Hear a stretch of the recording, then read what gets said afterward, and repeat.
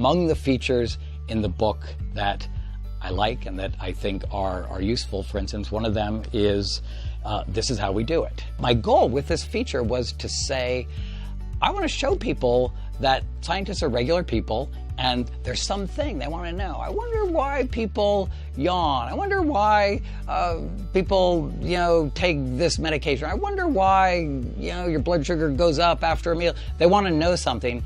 And their first step is, how could we figure that out? So conveying to people, this is how a scientist would approach science. I'm not trying to turn them into a scientist or show them, here's how to do this experiment. I'm trying to show them the ways of thinking that scientists have. A feature that I think there's a big need for in the world of teaching biology is something I call graphic content. And it stems from years of meeting with other instructors. And we'd be going out to dinner talking about, I have trouble with my syllabus, or I have trouble figuring out what kind of exam I want to have. I am having a hard time with this. But we'd always get to the point of, what about graphs? What about interpreting data? Everyone would laugh. My students can't even read a graph. And we'd laugh about it. And I started thinking, I thought, well, why would they be able to read a graph? We've never taught them how to read a graph.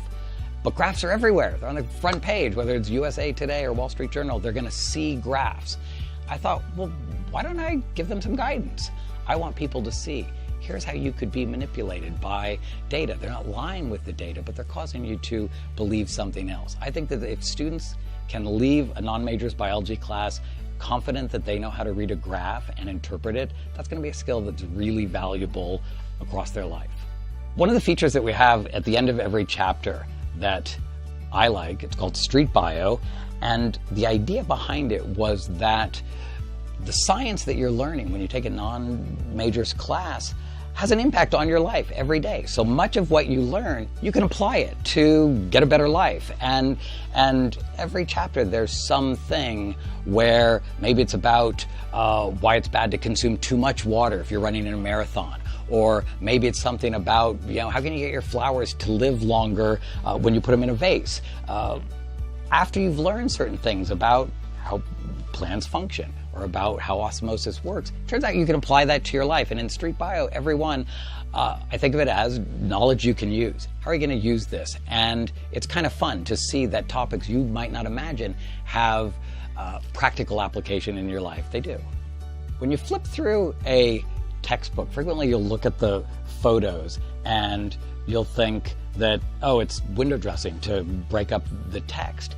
And this is unfortunate because I view images, photos, in my book and in my teaching as one of the most important things that I do. I spend as many brain cycles on that as I do on anything. And this is because I think a lot of people forget that there are multiple reasons why you'd use an image in your teaching or in a book.